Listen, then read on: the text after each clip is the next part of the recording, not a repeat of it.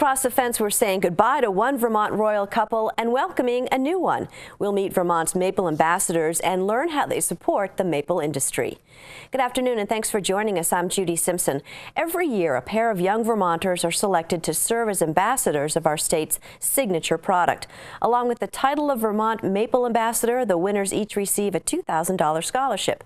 Joining me this afternoon are the two current ambassadors. Courtney Farnham is from Plainfield and Jacob Walker is from Morrisville. Congratulations to both of you. Thank you.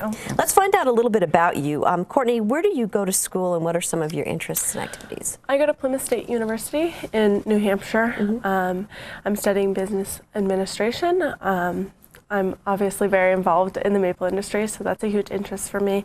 I also do a lot of baking. I work at a small bakery in Danville, Vermont, so that takes up a lot of my time. Terrific. And how about you, Jacob? I'm currently going to VTC, Vermont Technical College. I'm studying mechanical engineering. I'm originally from Morrisville, and I'm a freshman. Okay, terrific. Well, Courtney, what's your background in maple? My family owns a sugaring operation, about 7,000 taps. We've been growing a lot over the past several years. I've started about 6 years ago, I believe, so I've been doing it for a while now. We're starting to include more value-added products now and things like that, doing more marketing through Facebook and radio ads, so it's been a learning How about for you, Jacob? For my family, we've sugared as long as I can remember. It's only the past couple years that we've actually started expanding to the point where now it's, okay, now we can say we sell syrup in bulk quantity, which is a whole new experience for me. Talk a little bit about that because obviously it sounds like you both talk about changing and growing the maple businesses. Tell me a little bit about that. The changing of the business for me is basically we started with buckets and it was more of a family get-together activity, and over the past decade the technology has been improved in the industry and has enabled us to vastly upscale and tap trees that are just the sheer number is huge, and it allows us to produce these big amount of syrup, which is going to allow us to expand our market, and we can grow our product lines and sell different products. And so why did you apply to become a maple ambassador, Courtney? I applied because I wanted to be able to teach people about the maple industry and also hopefully learn a little bit myself, which has been great. Been able to meet a lot of people in the maple industry, which has been pretty phenomenal. And how about for you, Jacob? Well, it's just as you said, it's the industry, meeting people, getting your name out there, and finding these people that you wouldn't know. But down the street, there's a sugar that's doing 50,000 taps, and it's like, whoa, I didn't know it was there. Isn't that something? And it's just impressive. And so, what's required to become a maple ambassador? And that's done at the Maple Festival, right? Yes. So originally we submitted applications, including an essay, and then those were reviewed. And from there, we were interviewed by a panel of judges in St. Albans at the Maple Fest, and then elected. And tell me a little bit about why, again, you decided to do this and what the process was like. Well, I personally decided to apply because I wanted to get in the industry and I wanted to meet these people because, as I said, our farm was transforming into this bigger operation, and I wanted to get my name out there and I wanted to meet these people because I knew it was something that I wanted to do in life, and I think that was important, and I'm glad I did. So what was the interview process like? Well, we sat in a dark room with with the light? They went through my whole background. They picked it. No, it was actually really relaxing. We had to write an essay, and we went in front of a panel of judges. I believe there was 3, and some people that are really involved in the maple industry, and they asked us questions from, the start to finish process, and then. What you enjoy? What got me was they were asking about the technology. They were like, "So what do you know about reverse osmosis?" And it was definitely a laid-back setting. And so, how long do you serve? For 1 year. For 1 year, Yeah. okay. Well, this is a good time to point out that the 52nd Annual Vermont Maple Festival is set for April 27th through the 29th in St. Albans. For more information, you can check out the website vtmaplefestival.org. That's vtmaplefestival.org. Now, as Maple Ambassadors, what are your roles and what are some of the things that you do? Yeah, so we go to, or we went to some fairs this summer, and then we also went to the Maple Rama and the Biggie in Massachusetts. Last week we went to the governor's tree tapping, and then of course we're here now. So. Okay. And how about for you, Jacob? What was one of the things that you really liked doing the best? Well, as I said, it was getting out and getting into the community of Maple. And I think the biggest thing for me was being able to go and tour these facilities and check it out and see their background, how they started. You know, they started with the buckets and how most of these farms were doing the buckets, and they were out there collecting with horse and wagon, and now they're out there with all of this new technology, and you get to see the lineage of where they came from and where they are. That's pretty important, though, to know the history of where the industry started. Absolutely, yeah, it's pretty amazing. So you mentioned the Big E. Was this like the biggest format place that you went to as far as the sheer number of people that you met? Absolutely. It was pretty incredible to see just all the people coming through the building, just fascinated with maple products. It was pretty amazing, and to be able to teach them a little bit about the maple industry was pretty cool. Did you get any funny questions? Oh, absolutely. Yeah, there's just people that don't know about the maple industry, and they think that the grade of maple syrup comes from something we choose, when really it's all about the trees they choose for us. So. But there's no silly question. And any question is an important question. Absolutely. And we're more than happy to answer any question in Maple, I'm sure. So people think you just put the tap in the tree and turn it on, Right. and the syrup comes out. Yes. And so what's been your favorite event, do you think? Do you have a favorite? Definitely the Biggie. Yeah. Yeah. Yep, I'd have to say that was a very impressive event with the scale of the big, because I'd never been. So. Were you surprised to see so many people so interested in maple syrup in Vermont? Oh yes, definitely. Yeah. And so what do you hope to do with this experience now that you've had it? Well, through this experience, as Jacob mentioned, we've been able to meet a lot of people, so continuing those relationships into the future and really just building on the industry and promoting maple. How about for you, Jacob? Well, I want to stay involved in this industry, and I think it's very important that what I've done has enabled me to meet these people and have these connections, and I think I'm going to move forward with those connections and continue.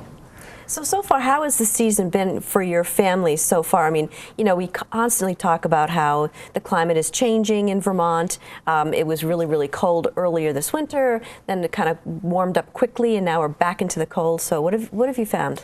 Yeah, absolutely. So our family, as I mentioned before, we have about 7,000 taps. So we've got, so far, it's been a pretty good start. We've got some early runs, which was great. We're at about 1,000 gallons now. So with this snow coming down, hopefully we'll warm back up and have a great season for sure. How about your family? Well, we're having a good season, but the season's kind of turned into a two-part season in the past couple of years, where we get this early run where normally they don't tap. Right. And then it slows down, and we got some snow, so it hasn't run for the last couple of weeks, but we hope it'll pick back up. And how much syrup do you think that you'll probably produce? We currently tap about 1,100 trees, and you can figure between 4 to 6 pounds. Is there a favorite part of the process that you like as far as making maple syrup? For me, I like the selling of the product. I feel like that's the real finish line. Getting the product out the door, getting it into people's kitchens and using that product. I think that's the most important thing. And how about for you? I think the most important thing in the product is to be able to see someone using it for something other than just putting it on pancakes.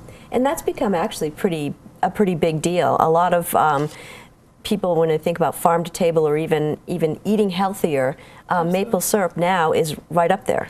Yeah, it's a great all-natural sweetener. It's got a lot of antioxidants, and vitamins, and minerals. So really just being able to use it as a more multi-purpose sweetener is really important. maple syrup can be substituted for granulated sugar just about anywhere. So getting people to understand that is really important in moving forward in the industry. And I mean, I've even seen in stores little packets of maple syrup to use as sort of energy boosters. Absolutely, yeah. It's pretty incredible, getting people to recognize that is important. And what do you think, Jacob? Well, it's a very versatile sweetener. You can put it in pretty much anything you'd put a sweetener in.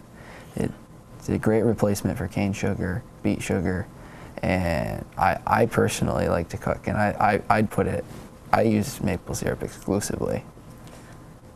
Absolutely. And so is there something about Vermont maple that you want consumers to know more about, other than the fact that it's pretty versatile? I guess that's the main thing. And with the bulk market declining, it's really important to get people to understand that, getting, our sales count on people being able to use it for more things so that we can get it out the door. Has being a maple ambassador changed your opinions about the maple industry at all? Well, it just showed me a little bit of the scale. I didn't realize it was such a big thing. And just, as I said, you see these big producers down the road that you didn't know were there, and it's just a little eye-opening. And so you mentioned that you want to be doing this for the rest of your life, pretty much. Maple will be part of your life. So what do you think about what you want out of this particular experience and what you want out of maple in the future? Well, for me, maple, it's not necessarily a one-and-done business. It's something that I can do as a business or a hobby or an activity. I mean, it's not just a business. We sit here and talk about how we can produce maple and scale, but at the end of the day, it's fun. It's what I enjoy doing. So I mean, that's what I want to do, and from this experience has enabled me to do that, and I'm really excited about that. And do you think this is always going to be part of what you do? Absolutely, yeah. It's a huge part of my family. So, as we keep growing and improving our operation, it'll always be a family-run thing, and getting everyone together during sugaring season is really important, I think, and bringing in other people's families and making them part of it. It's pretty incredible. Do you think that when you were at the Biggie and talking about your family's businesses and so forth and making syrup, do people really realize how important that aspect is of everyone coming together to help at this time of year to produce, this sort of history of maple syrup? Yeah, I mean, I think Vermonters link with it a lot just because they're more involved in it, but out-of-staters, I think just sharing with them and explaining to them what we do and what that sugaring season looks like. I know, this weekend we've got Maple Open House Weekend coming up, and that's, getting everyone into the sugar houses and seeing what's going on. And I think being able to see the actual start to finish process really helps people link with it. So at the Biggie, they don't have that, of course, right. But that's a pretty cool thing. So. Do you have any tips for someone who might be interested in being a maple ambassador? Go for it. Yeah. It's an awesome experience, and I can say go to the maple festivals. Just get out there and experience it. Even if you don't become a maple ambassador, that's not necessarily your facet to getting into the industry. You can just go and check it out, and that's what I'd say to people. How about for you? Absolutely. Apply. You've got nothing to lose. And if you don't get it the first try again, because it's worth it.